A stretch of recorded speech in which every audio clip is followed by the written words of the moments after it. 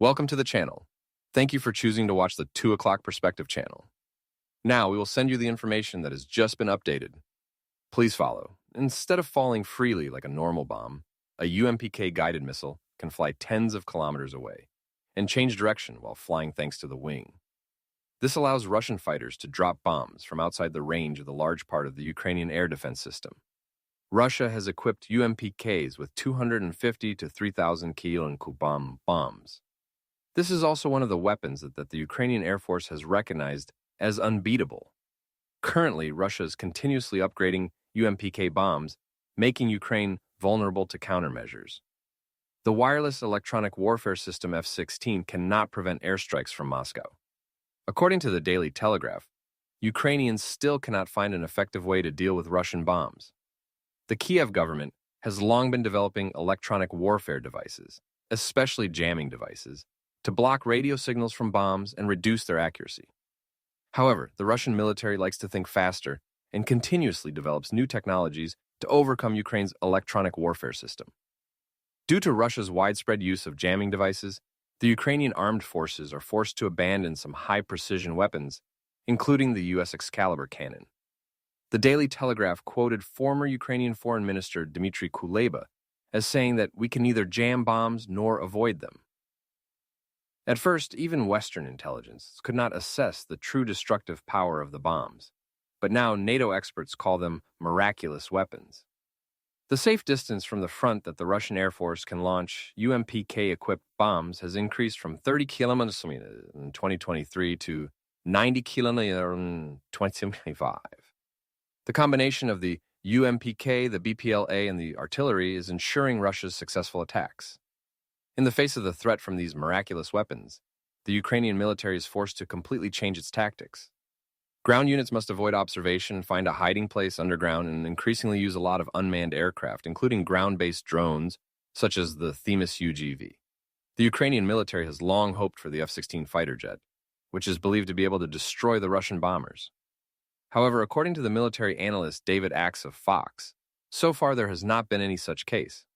The F-16 aircraft are equipped with the AN/ALQ-131 system, which was originally built by a group of experts from the U.S. Air Force. However, David Axe noted that this self-defense capability of the F-16 could easily be neutralized. It is not clear how much Ukraine still depends on the U.S. in the implementation of the AN/ALQ-131 modules. After Washington closed the military aid ban and stopped sharing intelligence with Ukraine, technical support for electronic warfare modules on the F-16 was also cut off. Whether this support will be restored or not is still an unanswered question. But according to the Daily Telegraph, even the systems on the F-16 cannot help Ukraine to deal with the power of the UMPK. The soldiers of the 14th Independent Regiment of the Ukrainian Airborne Forces discovered and adjusted the artillery firepower to destroy the same 3 M1989 Coxswain bombers produced by North Korea. The corresponding video was released by the media agency of the regiment. According to the report, an unmanned aircraft discovered the positions of the artillery camouflaged and protected by a shield in the Kursk region. The M1989 Coxswain bombers became the target of the M142 HIMARS missile system. The rockets carried powerful anti-aircraft and anti-submarine missiles with powerful explosive power were used. It should be noted that the first damage to the M1989 Coxswain bombers was recorded on December 18, 2024, when an unmanned bomber attacked a military base in the Lugansk region. The movement of the North Korean M1989 Coxswain bombers through the Russian territory was recorded in November and December 2024. In January 2025, this weapon was first discovered on the front lines by Russian artillery soldiers, not North Korean soldiers. The M1978 Coxswain is a 170mm artillery produced by the People's Republic of Korea and is used by the T-54, T-62, and T-59 tanks. The KPA magazine considers it to be a type of artillery that can be designed on the basis of the German Cannon 18, a 170mm artillery which was transferred to the Soviet Union in the 1960s, and the Japanese Kyo-96, a 150mm artillery. The Coxswain 170mm artillery is designed as a strategic weapon. Its purpose is to destroy high-value targets such as ammunition depots, command posts, logistics depots, and airfields. The M1989 Coxswain was first unveiled at a military parade in 1985 as a modified version that could carry 12 rounds, fire rate of 1 to 2 rounds in 5 minutes. It is one of the most long-range artillery in the world, 40 kilometers with normal ammunition and 60 kilometers with active anti-tank ammunition. Unlike many modern self-propelled artillery, the M1989 Coxswain does not have a rotating turret and a fixed gun. Before its appearance in Russia, the only confirmed case of using Coxswain self-propelled artillery in combat was the Iran-Iraq War, when North Korea supplied artillery to Iran to attack positions and Iraq's troops deep behind. Tehran has purchased 30 M1978s for large-scale attacks, especially in the famous Battle of Basra in 1987, which demonstrated high firepower at targets within 60 km. One of these artillery was used by the Iraqis and was later sent to the United States for research. In terms of firepower, the Coxswain is significantly superior to all types of ground-based artillery currently used by Russia in combat.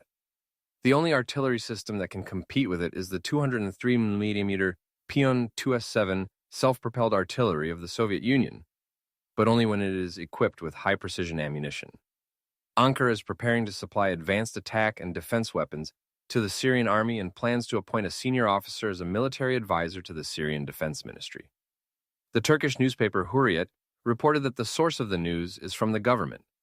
The weapons that Ankara intends to deliver to Damascus, according to part of the agreements on joint defense and brotherly relations, will include fighter jets, air defense systems, and armored vehicles. The move is aimed at strengthening Syria's military capabilities after decades of instability. Last week, a meeting of key figures in the Turkish leadership and Syrian President Ahmed al-Sara took place in Damascus. The meeting was attended by Foreign Minister Hakan Fidan, Defense Minister Yasar Gulay, and the head of the National Intelligence Organization, MIT, Ibrahim Kalin.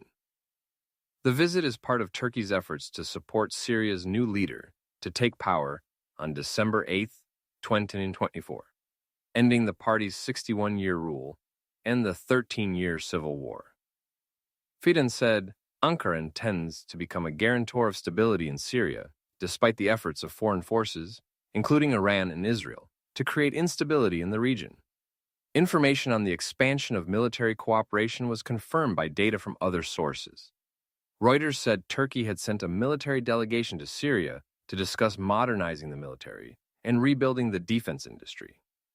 Experts are expected to arrive in the coming days to train the Syrian military. Ankara and Damascus are negotiating to develop a common defense strategy, including the ability to deploy Turkish air bases in central Syria.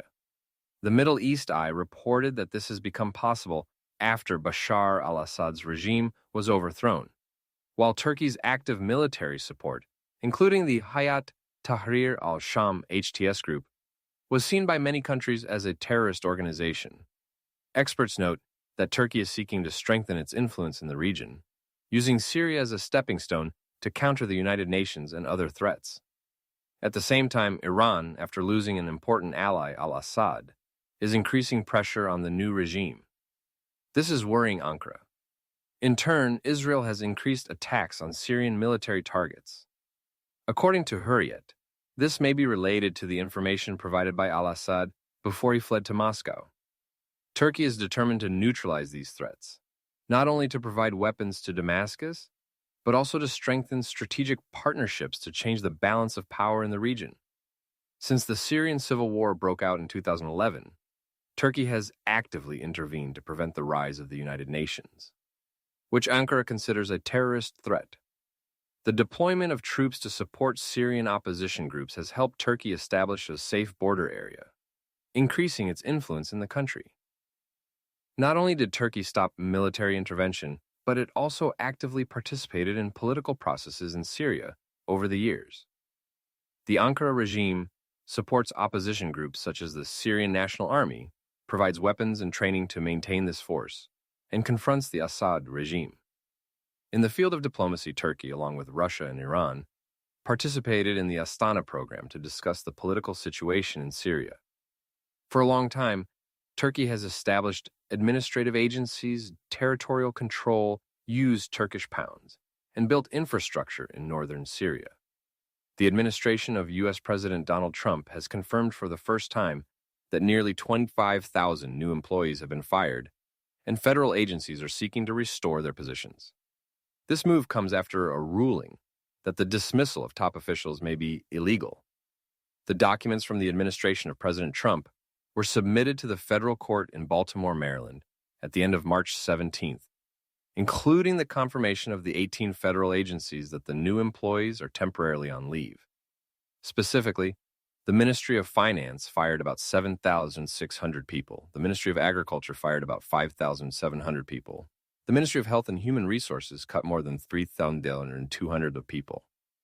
Currently, federal agencies are rearranging or seeking to rearrange jobs for employees who have been fired. However, the return of a large number of employees to work is causing a lot of confusion. This is the first full report of the Trump administration related to the measures to reduce the number of federal employees. Earlier, Judge James Vreda in Baltimore agreed with 20 states led by the Democratic Party that 18 federal agencies violated the regulations when dismissing employees from work in a series of forms. The agencies on the list are limited, including the EPA Environmental Protection Agency, the Consumer Finance Protection Agency, CFPB, and the U.S. International Development Agency. The three agencies are the target of the Trump administration. In addition, other important ministries such as agriculture, trade, education, energy, health and human resources, domestic security, transportation, and veterans were also affected by the ruling. At the same time, Judge William Anschul in San Francisco also issued an order to restore jobs for employees who were fired at 6 agencies, including the Department of Defense. He criticized the Office of the Federal Personnel Manager, OPM, for firing, but not having the legal authority. The first dismissal in the Trump administration's call-out strategy to the billionaire Elon Musk was aimed at employees who had little protection. According to statistics from states led by the Democratic Party, at least 24,000 employees have been fired since Trump returned to the White House. According to the statistics, the Trump administration violated the rule on dismissal when it did not inform the state and local governments. This has forced states to face increased unemployment, and pressure on social services. The Trump administration affirms that federal agencies have the right to fire employees for any reason. OPM also stated that the firing phase is a continuation of the hiring process, not ensuring long-term employment. The latest satellite image revealed the significant presence of the Russian Navy at Zapadnaya Lisa, the westernmost base of the Northern Fleet, located on the Kola Peninsula, just 60 kilometers from the Naui border. The images show 5 nuclear-powered submarines anchoring at the port, including 3 Oscar-Sen-class ships, 1 Yasen-class ship, and 1 modern Yasen-M-class ship. Zapadnaya Lisa is one of Russia's most strategic submarine bases in the Arctic, with a location near the Barents Sea. The base serves as the center of Moscow's anti-submarine strategy to protect nuclear-powered submarines. The concentration of advanced warships here reflects Russia's commitment to maintaining and expanding naval capabilities, especially in the context of increasing tensions between Russia and NATO. The Oscar II-class submarines, born from the Soviet Union, have been upgraded to carry caliber cruise missiles with a range of up to 2,500 kilometers, capable of attacking targets across Europe. This type of submarine was originally designed to intercept U.S. aircraft, but has now been optimized for long-range attacks. The concentration of many submarines at Zapadnaya Lisa could be a sign of a major exercise or a strategic move of the Northern Fleet. Michael Peterson, director of the Russian Naval Research Institute at the U.S. Naval War College, said the Arctic was a test site for Russia's submarine fleet. He said the presence of these submarines could indicate an increase in military activity in the Barents Sea or further, with Finland and Sweden joining NATO in the years 2023 and 2024. The Arctic has become a hotbed for Russian and Western alliances. The presence of the latest submarines only 60 kilometers from the NATO border will certainly worry neighbors. The Russian submarine, with long-range attack capabilities, not only threatens Europe, but can also target U.S. naval bases. The 2024 Arctic strategy of the Pentagon has identified the Russian submarine as a major threat, as Moscow continues to modernize its fleet. In a recent joint statement, Countries in the Baltic and Poland emphasized that the military threats from Russia and Belarus have increased significantly, making them more flexible in their defense strategy.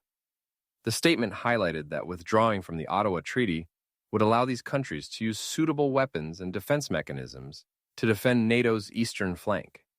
The Ottawa Treaty, signed in 1997, has received widespread support around the world, but the Russian-Ukrainian conflict is creating greater pressure on NATO leaders. Poland's move and the Baltic countries are seen as political signals to Moscow rather than a response to NATO's military demands. Estonian Defense Minister Hanno Pekov stressed that decisions related to the Ottawa Treaty need to be carried out in the spirit of regional unity. He said that Estonia does not have a plan to develop, store, or use weapons that were previously banned by NATO. In Latvia, Prime Minister Kasper Budan said that the country's priority is still anti-tank and artillery instead of damage.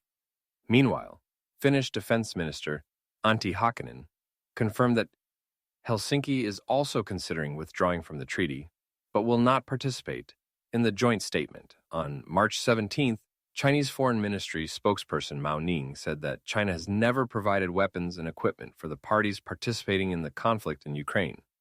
China has always actively promoted peace and dialogue on the issue of Ukraine. We have never provided arms for any party in the conflict and closely monitored the equipment used. Mao said that the Chinese government strongly condemned and opposed G7 efforts to blame China for the escalating situation. She also said that Beijing has sent a serious protest message to G7 countries because the G7 statement misleads the truth and belittles China. According to Mao, the G7 should stop politicizing and weaponizing economic and trade relations, stop breaking international economic order, and affect the stability of the global supply chain. Last week, G7 foreign ministers issued a joint statement condemning North Korea and Iran for providing military aid, China for providing weapons and equipment for Russia. The statement accused China of providing important support for Russia's special military operations in Ukraine, as well as the reconstruction of Russian armed forces. Meanwhile, a spokesman for the Sidika, Li Ming, said that China is ready to continue to support all its capabilities, including participating in the reconstruction of Ukraine in the future. Li Ming said that China will support as desired. The statement was made after Ukrainian President Volodymyr Zelensky emphasized China's role in promoting peace and reconstruction of Ukraine, and said that Kyiv is always ready to talk to Beijing to seek a peaceful solution and reconstruction of the country. Li Ming also reiterated that China provided 4 humanitarian aid to Ukraine after Russia launched special military operations on February 24, 2022.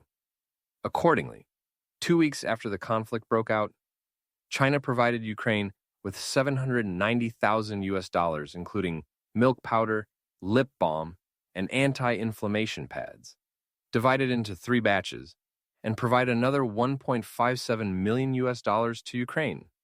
The statement was made after the U.S. President Donald Trump cut foreign aid from the U.S., the main U.S. organization for global humanitarian aid and disaster relief. According to the South China Morning Post, the incident raised concerns about the significant distance between China and Ukraine, and the U.S. Kyiv's European allies are considering the possibility of acquiring $300 billion of Russia's frozen assets to compensate for the damage, support Ukraine's troops, and repair areas destroyed by the conflict. At first, the $300 billion belonged to the Central Bank of Russia in the form of government bonds. Today, most of the bonds have expired and have become cash in listed banks. About 2 to 10 billion euros are in the banks of the European Union, including Euroclear, a U.S. depository payment center for financial transactions, which holds about 183 billion euros. The rest of the money is sent to financial institutions in the UK, Japan, France, Canada, Switzerland, Australia, and Singapore. So far, the G7 has used the money from the frozen assets to provide a $50 billion deposit to Ukraine without having to collect all the assets in order to avoid legal disputes. European countries such as Poland, Britain, and Baltic states such as Lithuania, Latvia, and Estonia have called for the collection of all Russian assets. It is said to be a compensation for Ukraine's loss after more than 3 years of conflict with Russia. According to World Bank estimates, Ukraine will lose about 524 billion US dollars in 10 years beyond Russia's total frozen assets. Meanwhile, Ukraine's European allies are also considering a financial aid increase for Kiev, especially after US President Donald Trump said Europe needs to ensure its own security. Some countries, such as France and the US, are facing a 100% GDP debt, which means they will have to consider before making a decision. In addition, there's a concern that the collection of all Russian assets in Europe could bring many obstacles. French Finance Minister Eric Lebac said this was a violation of international law and could cause instability to the European financial system. British Prime Minister Pat de Wever also said that the return from the frozen assets brings great benefits to Ukraine without having to collect all the assets. The Kremlin has repeatedly stated that the collection of the country's assets is illegal and will have serious consequences. Russia can pay back by collecting the assets of about 1,800 Western companies still operating in the country. A new law by Russia allows the government to nationalize the assets of companies based in countries designated as unfriendly. Kremlin spokesman Dmitry Peskov said, "We consider those intentions to be illegal, and any effort to do them will lead to very serious legal consequences." So far, it seems that Europe is more willing in this trade war. According to the Kiev Economic Forum, since 2022, foreign companies have suffered losses of more than $170 billion due to the decision to withdraw from the Russian market or reduce their trading activity here. In a recent analysis on foreign affairs, Mr. Celeste Wallander, a former senior official of the U.S. Pentagon, evaluated Ukraine's defense capability in the event of support from the U.S. The U.S. sudden suspension of all security assistance for Ukraine in early March has raised concerns about Ukraine's self-defense capabilities. If the assistance is permanently suspended, the conflict will certainly change. However, even if the U.S. completely reduces its support, it cannot reverse the progress that Ukraine has made in the past 3 years. With the current resources and the ability to produce domestic weapons, Ukraine can still maintain defense for many months. Although the U.S. assistance for Ukraine has been resumed, the suspension or delay of assistance in the future does not necessarily cause a stir in Ukraine. The determining factor for Ukraine's long-term defense capabilities in the coming months depends on the level of European powers ready to replace the U.S. Although no European country can replace the U.S. in terms of finance and defense industry, when cooperating, they can provide considerable support, including weapons, ammunition, air defense systems, and other equipment. Ukraine has also expanded domestic production of UAVs and ammunition, which meets 40% of daily needs. With support from Europe, Ukraine can strengthen its position and weaken Russia's strategy, even when the U.S. assistance is limited. The U.S. security assistance for Ukraine in the past 3 years not only meets the needs of the mainland every week, but also helps Kyiv strengthen the army for a long time. The assistance is distributed through 3 different programs. All are approved by the U.S. Congress and funded. The most important program is the right to withdraw weapons from the PDR president, allowing the U.S. Department of Defense to withdraw weapons systems from the military storage and quickly transfer them to partners within a few weeks or a few months. Ukraine is the largest PDR aid donor with a total of $33.3 billion from 2022 to 2024. In addition, the U.S. Congress also established the Ukraine Security Assistance Initiative with a budget of $33.3 billion from 2024 to deal with long-term threats from Russia. Unlike the PDR, the USAE does not withdraw from the U.S. military, but funds the purchase of military equipment that the U.S. does not have to provide large amounts of aid. This program has helped Ukraine get hundreds of thousands of ammunition, air defense systems, UAVs, and important industrial components.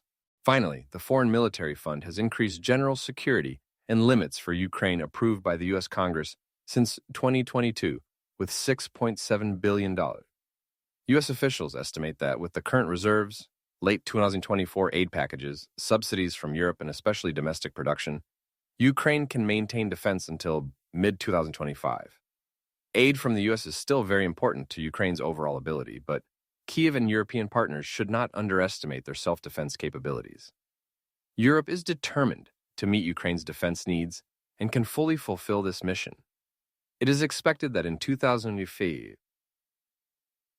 Ukraine will need billions of euros to maintain defense, a number that is within the European Union's ability.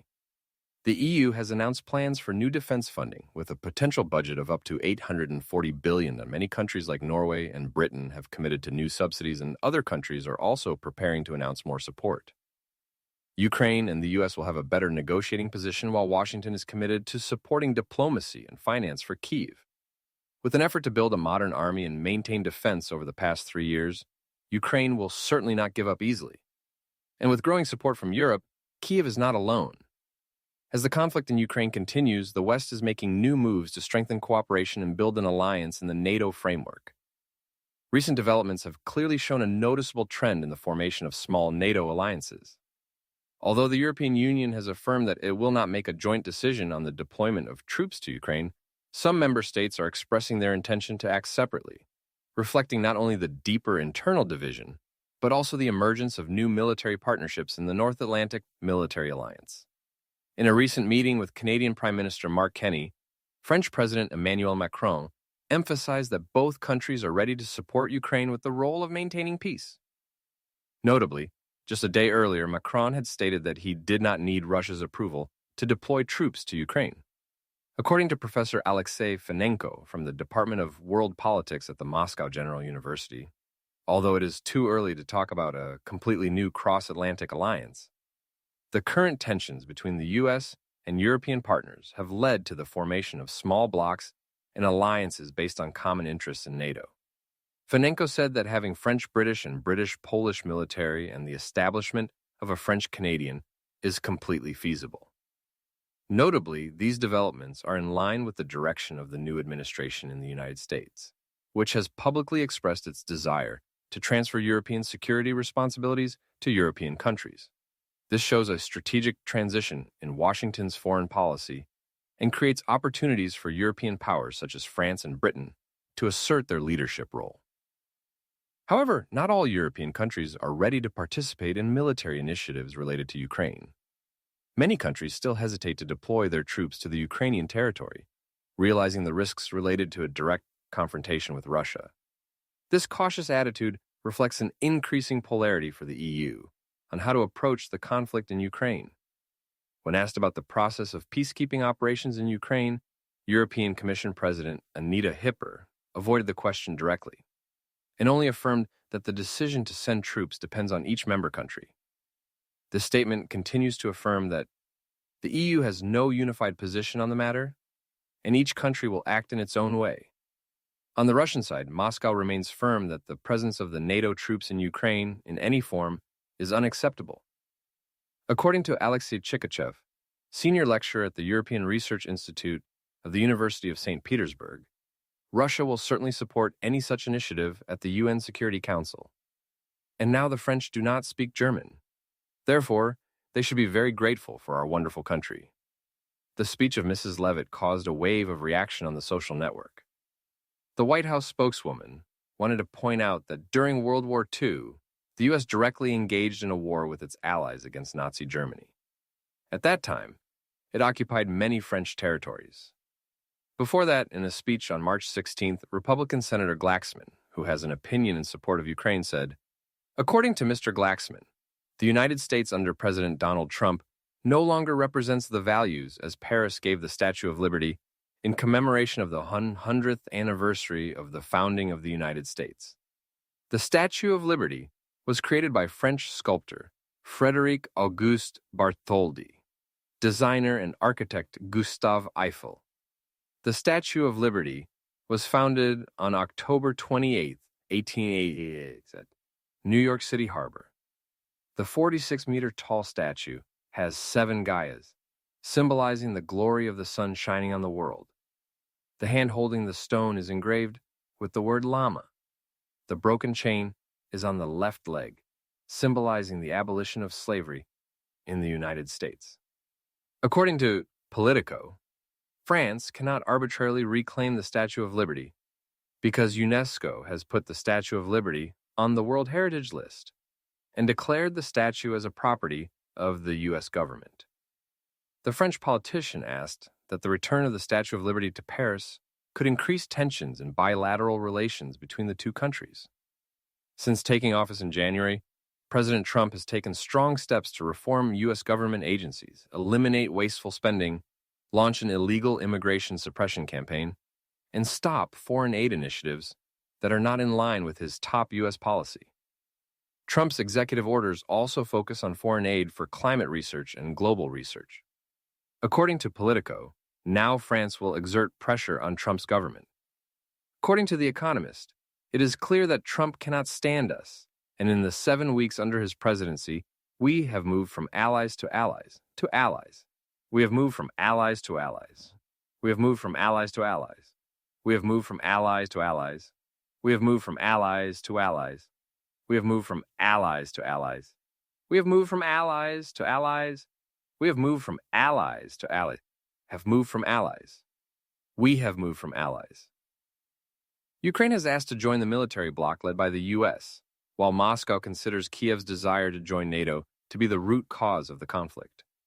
Wang believes that Ukraine's attempts to drive people out of their homes, including Crimea, will not be realistic at this time. The diplomatic efforts are being led by the U.S., so they should focus on the reality of the situation on the ground. U.S. Secretary of State Michael Rubio said on Wednesday that representatives from Washington and Kiev had talked about the issue of territorial concessions during talks in Jeddah, Saudi Arabia, on March 11th. The diplomat argued that he could not achieve his ultimate military goal. The European Union is trying to find a place to stand in the talks to end the Ukrainian conflict, and it may have some allies to back it up. The senior representative of the European Union's foreign and security policy, Kaja Kallas, said that there is no peace agreement that can succeed without us, because any agreement must have both Ukrainians and Europeans. The European Union is holding a number of allies in its hands to help them sit at the negotiating table on the Ukraine conflict and the future security of the continent. Secretary General Mark Rutte said that if he wanted to join the talks, the European Union had to get them involved through proposals to provide security guarantees for any agreement to end the conflict. U.S. Secretary of State Michael Rubio said that the European Union would need to take part in some stages of the talks because of sanctions imposed by Russia. Moscow is expected to push to lift the sanctions and take back the frozen money to accept the ceasefire agreement in Ukraine, but the U.S. would need cooperation from Europe to meet the requirements. The EU and its member states have provided Ukraine with about $52 billion in arms since the beginning of the conflict, equivalent to the amount of money that the U.S. has donated. Washington said that it wants Europe to provide a large portion of the aid to Kyiv in the future, when the U.S. seems to be pulling back. EU officials say they will continue to support Kyiv. Brussels is pushing member states to quickly agree to provide new important arms.